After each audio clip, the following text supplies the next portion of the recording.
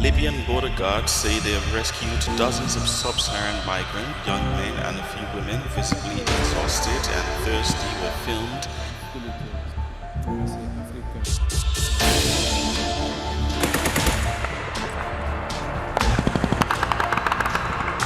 The Pentagon has served for more than 60 years as power into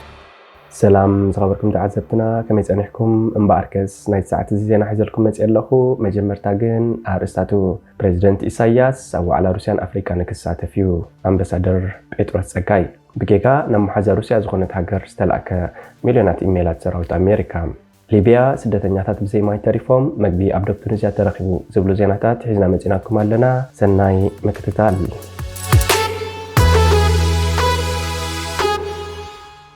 بريزيدنت إساياس أو على روسيان أفريكا نكساتة فيو أمباسادر بيتروس ساكاي بريزيدنت إساياس أفوركي أبقى لايو على روسيان أفريكا نمستاف ناب روسيا جيش مدبت تحيزو خمزلو أمباسادر تهاجر أتو بيتروس ساكاي مع كنزينا روسيا سبوتنيك بسنبت 16 حملة قليتو أتا أمباسادر أبتو على ጉዳይ ድርድር አጽዋር ጠፈርን ካልኦት ሃገራዊ ሓያሎ ጉዳያትን ክዝተየሎም መደብ ከም ዘሎ ይሓቢሩ ፕሬዝደንት ኢሳያስ ኣብ መወዳእታ መዓልታት ግንቦት ናብ ሩስያ ብምኻድ ምስ ፕሬዝደንት ሩስያ ኣብ ዝተራኸበሉ ኣብቲ ዋዕላ ንምስታፍ ወጋዊ ዕድመ ከም ዝቐረበሉ ይፍለጥ ኣምባሳደር ጴጥሮስ ኣብቲ ብሰንበት ዝሃቦ ሓበሬታ አቶ ኢሳያስ ነቲ ካብ ፕሬዝደንት ሩስያ ቭላድሚር ፑቲን ዝቐረበሉ ዕድመ ተቐቢሉ ናብቲ ዋዕላ ክመጽእ መደብ ሒዙሎ ክብል ሓቢሩ እቲ ኣምባሳደር ወሲኹ ካብቶም ኣብ ኣጀንዳ ዘለዉ ጉዳያት ጉዳይ ሃገራዊ ጸጥታን ጸገም ውድድር ኣጥዋር ኣብ ጠፈርን እዮም ክብል ምግላጹ ሱቱኒክ ኣስፊራላ ኤርትራ አንጻር ምዕራባውያን ዘለዋ መርገጽ ብትሪ ክትገልጽ ጸንሐት ኮይና ድሕሪ ሩስያ ኣብ ልዕሊ ዩክሬን ዝፈጸመቶ ቆልዕ ወራር ኣብ ጎኒ ሩስያ ዶም ምባላ ዘርኢ ውሳኔታት ወሲዳያ ከም ውጽኢቱ እቲ ኣብ መንጎ ዘን ክልተ ሃገራት ዝነበረ ዝምድና ከዓሙቕን ብደረጃ ሚኒስተራት ጉዳያት ወጻኢን ምብጽሕ ኣካይደንን በዚ መሰረት ብሚኒስትር ጉዳያት ወጻኢ ዝምራሕ ላዕለዋይ ልኡኽ ሩስያ 26 ጥሪ 2023 ናብ ኤርትራ ምብጻሕ ብምክያድ ምስ ፕሬዝደንት ኢሳያስን ካልኦት ላዕለዎት ሰበስልጣን ኤርትራ ክዘራረብ እንከሎ ብሚኒስትር ጉዳያት ወጻኢ ኤርትራ አቶ ዑስማን ሳልሕ ዝተመርሐ ጉጅለውን ኣብ መወዳእታ ሚያዝያ ናብ ሩስያ ምብጻሕ ኣካይዱ ምንባሩ ይዝከር ኣብቲ ናይ ኣስመራ ርክብ ፕሬዝደንት ኢሳያስ ኤርትራ ንትግባረቶም ዝተነጸሩ ናይ ምትሕግጋዝ ጽላታት ቀዳምነት ከም እትህቦም ምግላጹ ይዝከር ኣብቲ እዋን ሩስያን ኤርትራን ዘለወን ፖለቲካዊ ዲፕሎማስያዊ ንግዳዊ ናይ ወፍሪ ትምህርትን ባህል ርክባት ንምብራኽ ጭቡጥ ስግምትታት ክወስዳ ከም ዝተሰማምዓ ተገሊጹ ነይሩ ቁጠባዊ ዝምድና ክልቲአን ሃገራት ንምሕያል ከም ዝተዘራረቡን ሚኒስተራት ቁጠባ ክልቲአን ሃገራት ብስሩዕ ክራኸቡ ከም ዝተራረድኡን እውን እቲ ሚኒስተር ሓቢሩ እዩ ኣምባሳደር ጴጥሮስ ኣብቲ ብሰንበት ንስፑትኒክ ዝሃቦ መግለፂ ብወገኑ እዘን ሃገራት ዝጥቀስ ንግዳዊ ርክባት ከም ዘይጸንሐን ብምምልካት ነዚ ንግዳዊ ምትእስሳር እዚ ንምስራትን ንምድንፋዕን ዝኽእል ልኡኻት ክልቲአን ሃገራት ናብ ኣስመራን መስኮን ክሰዳ ምዃነን ሓቢሩ ኣብ መንጎ ክልቲኡ ሃገራት ሓደ ሜካኒዝም ምትሕባር ሓንሳብ ምስተፈጥረ ግን ንግዳዊ ንጥፈታት ንዓበየ ክኸይድ ትፅቢት ክንገብር ንኽእል ኢና ክብል እቲ ኣምባሳደር ኣረዲኡ ካልኣይ ዋዕላን ቁጠባዊ መድረኽን ሩስያን ኣፍሪካን ካብ 27 ክሳብ 28 ሓምለ 2023 ኣብ ከተማ ሴንት ፒተርስበርግ ሩስያ ክካየድ እዩ ፈላማይ ዋዕላ ሩስያን ኣፍሪካን ምስ ግብፂ ብሓባር ዝተኣንገደ ኮይኑ ኣብ ጥቅምቲ 2019 ኣብ ከተማ ሩስያ ሶቺ ከም ዝተካየደ ይፍለጥ ፕሬዝደንት ኢሳያስ ኣብ ዝቐረበ እዋን ዝተፈላለዩ መገሻታት ክኸይድ ዝረአ ዘሎ ኮይኑ ዝሓለፈ ሰሙን ኣብ ግብፂ ኣብ ዝተጋብአ ቅልውላዊ ሱዳን ንምፍታሕ ዝዓለመ ዋዕላ ጎረባብቲ ሱዳን ክሳተፍ ምቕናዩ ይፍለጥ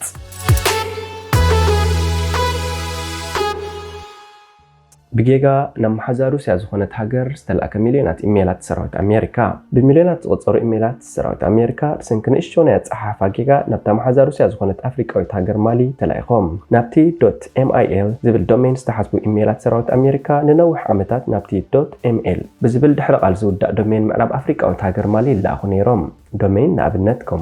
.org .com .net .et زبلو مفلي أدراشاتات إنترنت يوم قال خبتم إيميلات كم باسورد حكمنا ومزاجبتن وطنات مجشال على تحلفتن زعمسلو تأففت حبريتات كم زنبرهم إنكار بنتاغون كفل مكلخل سراوت أمريكا نتو قدين مفتاح سقمتات كم زوسادة قليت اللوم نتزانتان مجمرة جزيز أبسبة فاينانشال تايمز هولندا وخي إلى إنترنت جوهانس زربير نتزاقم قد مع 10 عمد كم زلاليو يحبر كاب كلتش حن 10 سلستن جميرو دومين مالي خم حد الروعل زنوار خوينو أبز حلفو عوار حدما ب 10 سلطات حد زقوت صارو بجيجا عم فتسحاتو إيميلات كم زأكبا إيجلات ولا حد ካብቶም ኢሜላት ምስጢራዊ ዝብል ምልክት እኳ እንተዘይሃለዎ እቲ ጋዜጣ ከም ዘመልክቶ ግን ሕክምናዊ መርዳእታታት ካርታታት ወታደራዊ ትካላት ኣሜሪካ ፋይናንሳዊ መዛግብትን ንወግዓዊ መገሻታት ዝኸውን ውጥን ሰነዳትን ከምኡውን ገለ ዲፕሎማስያዊ መልእኽትታት ዘጠቓለለ ነይሩ ሆላንዳዊ ዙርቢየር ኣብዚ ወርሒ ናብ ሰበስልጣን ኣሜሪካ ደብዳቤ ጽሒፉ ነቲ ዝተፈጥረ ጸገም ሓቢሩ ነይሩ ምስ መንግስቲ ማሊ ዝነበረ ውዕል ኣብ ቀረባ እዋን ክውዳእ ምዃኑ ዝሕብር እዚ ኽኢላ ኢንተርነት እዚ ማለት ድማ እቲ ጸገም ብተጻረርቲ ኣሜሪካ ክምዝመዝ ከም ዝኽእል ስክፍታው ገሊጹ ወታደራዊ መንግስቲ ማሊ ትማሊ ሶኒ ነቲ ዶሜን ክቆጻጸሩ ትጽቢት ይግበር ነይሩ እቶም ምስጢራውያን ንላዕለዋይ ምስጢር ዝብል ምልክት ዘለዎም ወታደራዊ ርክባት ኣሜሪካ ብዝተፈለየ ስርዓት IT ኢንፎርሜሽን ቴክኖሎጂ ዝመሓላለፉ ኮይኖም እዚ ድማ ብዝኾነ ኣጋጣሚ ኣብ ሓደጋ ክወድቁ ዘይሕሰብ ከም ዝገበሮ ሰበስልጣን ኣሜሪካ ይገልጹ ኣብ ዩኒቨርሲቲ ሲራክስ ፕሮፌሰር መጽናዕቲ ሓበሬታ ሊ ማክናይት እቶም ኢሜላት ናብ ገበነኛታት ሳይበር ዘይኮነስ ናብ መንግስቲ ማሊ ዝጥቀመሉ ዶሜን ብምኻዶም ሰራዊት ኣሜሪካ ዕድለኛ ምዃኑ ከም ዝኣምን ይዛረብ ቢቢሲ ዝረኸቦ ሃብቓል ክፍሊ ምክልኻል ኣሜሪካ ኣብቲ ጉዳይ ኣፍልጦ ስለ ዝነበሮ ብዕቱብ ይሰርሓሉ ከም ዘሎ ሓቢሩ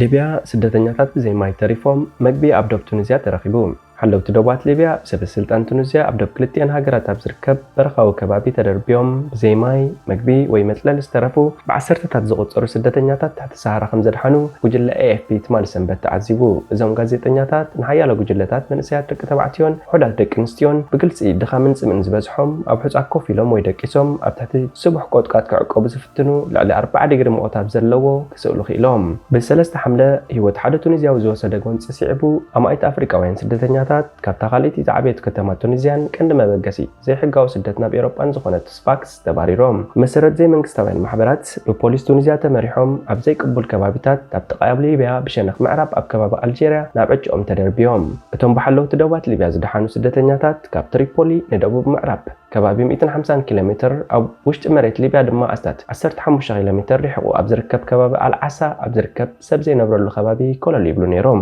ቁፅሪ ስደተኛታት መዓልታዊ እናወሰኸ ይኸይድ ኣሎ ኣብዚ ካብ 50 ክሳብ 70 ስደተኛታት ኣድሕና ነቲ በረኻ ዝገበርዎ ጉዕዞ ኣብ ግምት ብምእታው ሕክምናዊ ክንክን ቀዳማይ ረድኤት ንህቦም ሌተናል መሐመድ አቡስና ኣባል ዶፕ ፓትሮል ዘካይድ ብርጌድ ክብል ንኤኤፍፒ ሓቢሩ ኤኤፍፒ أشلات زركبهم جوجل لدك أنستيون هتساناتن أفرناش دكيسهم ويتأك بالعز الرأيلو معكل بحاجوس تقبلهم كرهب كيلوم نعمل بأكيد بسبب سلطان تونسيا كمك جفع 5 فت من كم استهرمون كم زسرعيوا من جليس عملنا قبل اتمكننا نسعوه برجرو نزخ فالدوب نموحس حلفنا كم زلوا عمل كتو أبو كوني استبهله ناي أمريكاوين AFP أبزها وحبرتها كمشو عمت نبتونيزيا 5 أتون زحلف سمو مستبعلت بيتو أبزيتنت سر ختمة أبقدنا بتشكان الدويلهم أبناي سنة مكينة تسعينهم كم زنبرو حبيرو مسرت نسو بوليس ናብ ሊብያ ክድርቢዎም ምዃኖም ነጊሮምዎም ስለምንታይ ዝብል ሕቶም ዝተሓተተ ኣብ ቱኒዝያ ኣየድልየናኒ ኢሎምኒ ቅድሚ ቴሌፎን ናቱን በዓልቲ ቤቱን ምምንዝዑ ሚስተር ኮውኒ ንኤኤፍፒ ኣብ ዝሃቦ ሓበሬታ ኣብ ኣካላቱን ሕቁን ተሃሪሙ ከም ዝነበረን ፖሊስ ድማ ክቐትልዎ ምዃኖም ከም ዘፈራርሕዎን ገሊጹ ኣብ ምድረ በዳ ኣትዮምና ናብ ሊብያ ኪድ እናበሉ ናብ ኣንፈትና ተኪሶም ብምባል ድሕሪ ምጓዓዝ በረኻ ምስ ፖሊስ ሊብያ ማይ መግብን መድሃኒትን ከም ዝሃብዎ ኣመልኪቱ ወዲ 20 ዓመት ማልያው ሙሳ ንኤኤፍፒ ኣብ ዝሃቦ ሓበሬታ ኣብ በረኻ ካብ ዝኸይድ 2 መዓልቲ ኣውፂር ኣለኹ ኣብቲ ካልእ ሸነኽ ካልኦት 30 ሰባት ኣለዉ ናብ ቱኒዝያ ክምለስ ኣይደለኒ ኢሉ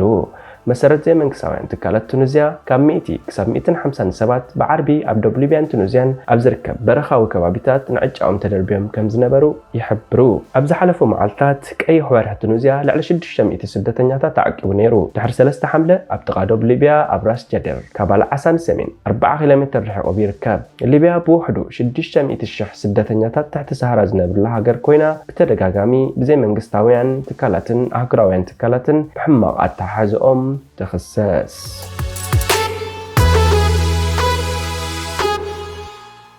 موديل 2007 ዝኾነት ኣይፎን ክብረ ወሰን ብዝሓዘ ዋጋ ተሸይጣ መብዛሕትኡ ግዜ ኣይፎናት ሓደ ግዜ ካብ ድኳን ተወፅአን ብንግኡ ዋጋን ኣዝዩ ከም ዝንኪ ይፍለጥ ተኾነ ሓንቲ ኣብ 2007 ዘገልገለት ኣፕል ኣይፎን ታሪኻ መዝጊባላ እዛ ዘይተኸፍተት 4GB ሞዴል ኣይፎን ቀዳማይ ሕታም ኮይና ኣብ ኣሜሪካ ኣብ ዝተኻየደ ሓራጅ $292.82 እያ ተሸይጣ ኣብቲ እዋን ከምዚአን ዓይነት ሞዴላት ብብዝሒ ስለዘይ ተሰርሓ ብኣከብቲ ኣይፎን ከም ቅዱስ ጽዋእ ክትቁፀር ምኽንያት ኮይኑ እቲ BLCG Auctions ዝመሓደር ሎት ብድምር 28 ጨረታታት ዝሰሓበ ክኸውን እንከሎ እቲ ኣይፎን ካብታ መበገሲ ዋጋ ብኣስታት 400 ዕፅፍያ ተሸይጣ ተሓፈሻዊ ክፍሊት እቲ ቤት ሓራጅ ዝኸፍሎም ወጻኢታት ምምሕዳር ዘጠቓለለ እዩ ካልኦት ክልተ ዝተዓሸጋ ቀዳማይ ሕታም ኣይፎናት ኣብ ዝሓለፈ ዓመት ብክብረ ዋሳን ዋጋ ተሸይጠን ከም ዝነበራ መርበብ ሓበሬታት ቤት ሓራጅ ይሕብር ኣብ መጀመርታ $599 ትሸጥ ዝነበረት እዚ ኣይፎን ካብ 50,000 ክሳብ $100,000 ክትሸጥ ተፅቢት ተገይሩ ነይሩ ተኾነ ኣብቲ ኩሉ ቅድሚ ሕጂ ዝነበረ ክብረ ወሰናት መሸጣ ብዝዛይድ ዋጋ ክትሸጥ ኪኢላ ኣላ ኣይፎን 4GB ሞዴል ንፈለማ እዋን ኣብ 2007 ብናይ ሽዑ ዋና ኣካያዲ ስራሕ ኣፕል ስቲቭ ጆብስ እያ ተሰርጊሓ ብሰንኪ ትሑት መሸጣ ግን ድሕሪ 2 ወርሒ ጥራይ እቲ ትካል ቴክኖሎጂ ተመሳሳሊ ፍርያት ከቋርፅ ወሲኑ መብዛሕትኦም ሰባት ነታ ኣብ ተመሳሳሊ እዋን ዝተጀመረት 8GB ሞዴል ክገዝኡ ወሲኖም ምክንያቱ 8GB ሞዴል ዕፅፊ ሰነድ ናይ ምኽዛን ዓቕሚ ነይሩዋ ኣብ ነፍሲ ወከፍ ሒደት ኣዋርሕ ገለ ብርቂ ዝኾኑ መዘክርትታት ኣፕል ወይ ቅርስታት ህይወትን ሞያን ስቲቭ ጆብስ ኣብ ሓራጅ ክሸጥ ፀኒሑ ገለ ካብዚኦም ኣብ መጽሓፍ ምረቓ ካልኣይ ደረጃ ትምህርቲ ሓደ መምሃርቱ ዝፀሓፉ ግጥሚ ኣብ ኮሌጅ ኣብ ዝነበሩ እዋን ዝሰኣሎም ስእልታትን ኣብ 1978 ዝነበረ ቢዝነስ ካርድን ይርከብዎም ኣብ 2011 እቲ ሓባራዊ መስራቲ ኣፕል ብሰንኪ ሕማም መንሽሮ ጸላም ከብዲ ኣብ መበል 56 ዓመቱ ዓሪፉ ኣብቲ እዋን ኣፕል ምንጭ ንኩሉ ህይወትና ዝህብቶምን ዘመሓይሹን ማዕለያ ዘይብሎም ምህዞታት ከም ዝነበረን ንዓለም ብዘይ መጠን ዝሓሸት ከም ዝገበራን ገሊጹ ዓለም ምስ ኣይማክ ኮምፒውተር ኣይፓድ ኣይፎንን ኣይፓድን ክትላለ ዝኽኣለ ስቲቭ ጆብስ እዩ